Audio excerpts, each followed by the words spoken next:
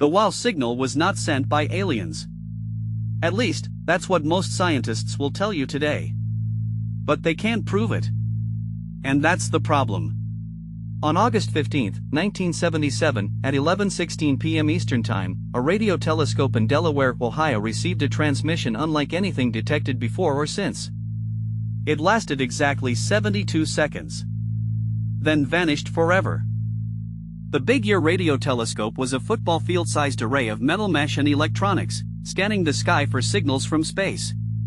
It was part of SETI, the search for extraterrestrial intelligence.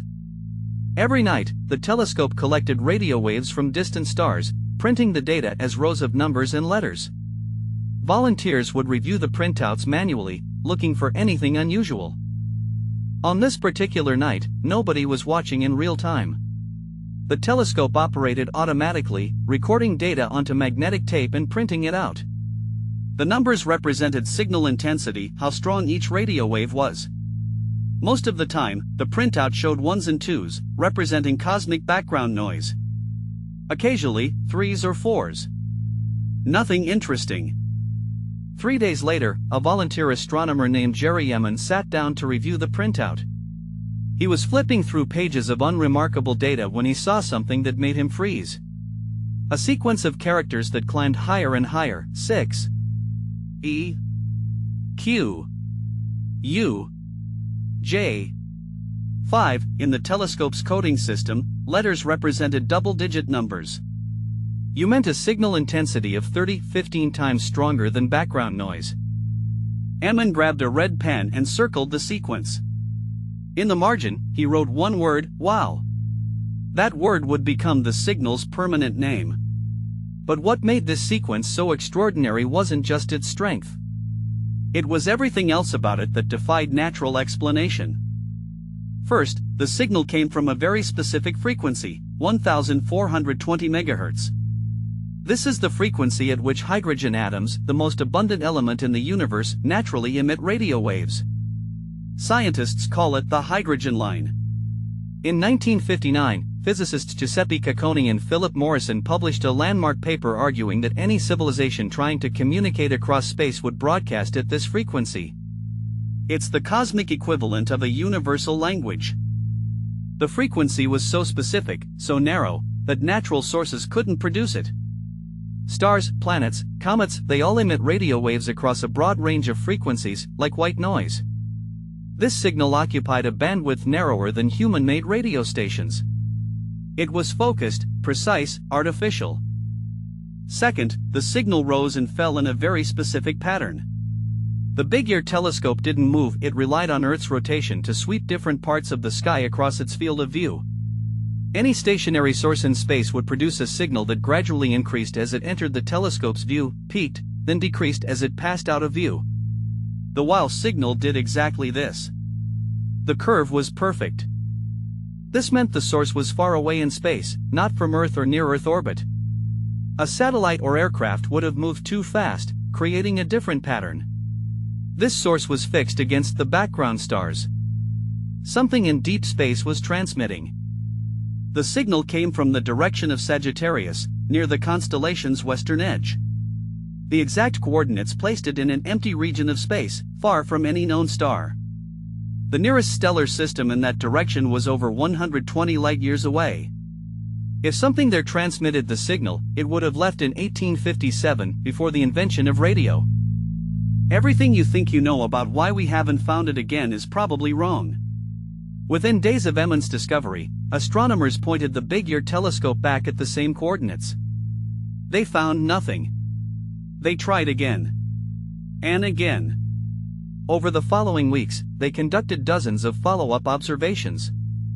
Every time, silence. This is where the mystery deepens. If the signal was from an alien civilization broadcasting continuously, why didn't it repeat?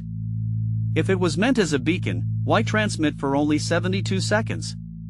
If it was a deliberate message sent toward Earth, why haven't we received another? Some scientists proposed the signal might have been narrowly beamed, like a lighthouse. Perhaps Earth passed through the beam briefly as both our planet and the source moved through space. If the beam swept past us, we'd only detect it for a short window. But this raises new questions. What kind of technology could focus a radio beam so precisely across hundreds of light years? Others suggested the source might have been transient, a one-time event, like a stellar collision or explosion.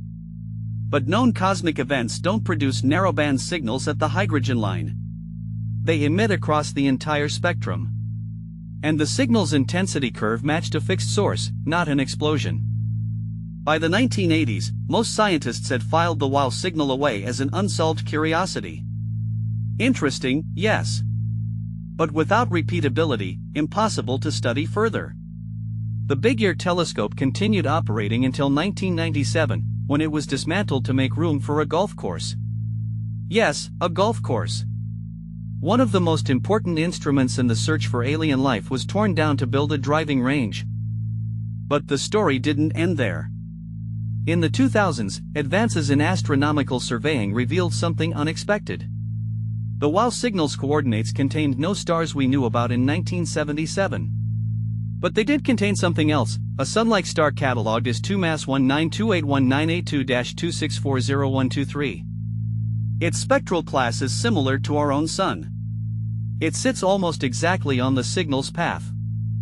Distance estimates placed the star about 1,800 light-years away, much farther than initially thought.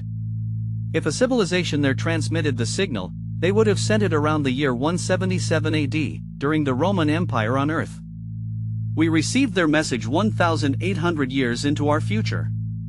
They have no idea if anyone heard it. In 2012, on the signal's 35th anniversary, humanity sent a response. The Arecibo Observatory in Puerto Rico transmitted 10,000 Twitter messages from the public toward the same coordinates in Sagittarius. The transmission contained greetings, questions, and expressions of hope. It will arrive around the year 3812. If anyone's there, we won't hear back until 5612. But some scientists urged caution. Broadcasting our location into space, they argued, might be dangerous. If a civilization advanced enough to receive and respond exists, we have no idea what their intentions are. Stephen Hawking famously warned against active messaging, comparing it to indigenous people lighting fires to attract the attention of Columbus's ships.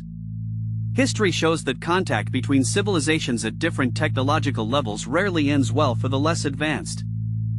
Meanwhile, skeptics proposed Earth-based explanations.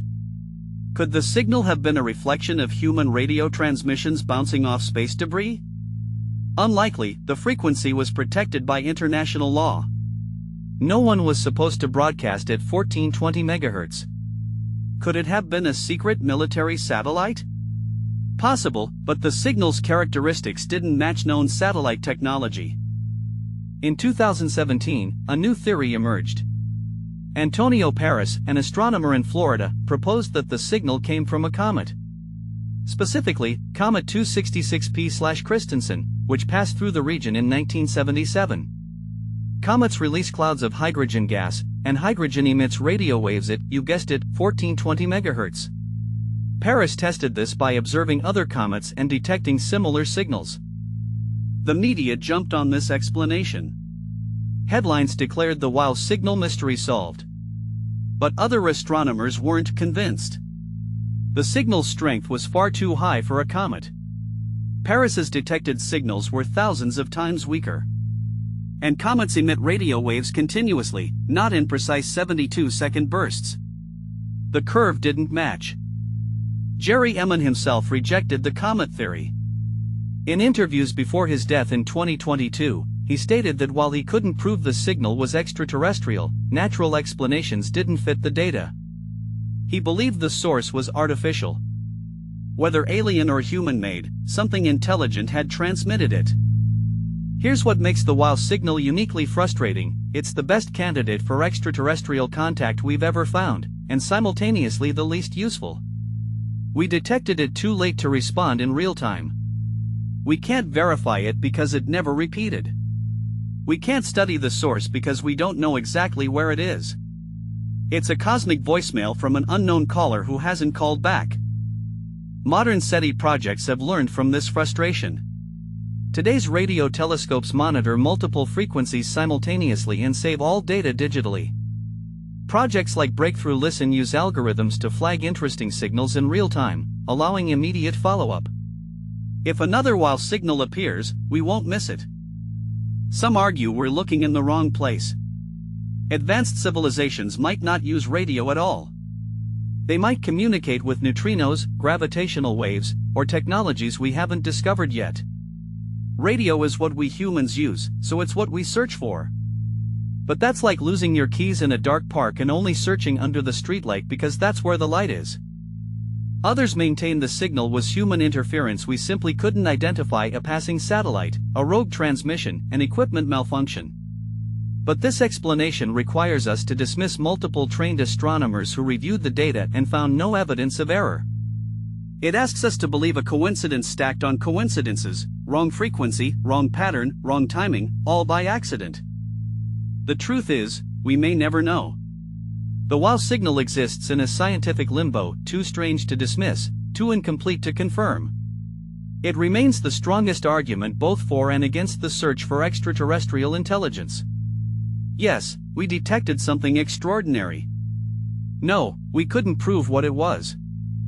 In 2023, scientists proposed using next-generation telescopes like the James Webb Space Telescope to search for technosignatures, evidence of technology, in the region of the signal. If an advanced civilization exists there, we might detect atmospheric pollution, artificial lights, or megastructures. We're no longer just listening. We're learning to look.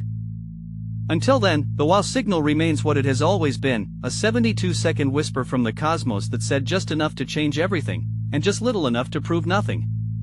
Somewhere in the direction of Sagittarius, 1,800 light-years away, something happened on August 15, 1977. Whether we'll ever know what, that's still an open question. If this mystery hooked you like it's hooked scientists for nearly 50 years, there's plenty more where this came from. Hit subscribe for deep dives into the unexplained events that make you question everything we think we know about the universe. We're just getting started.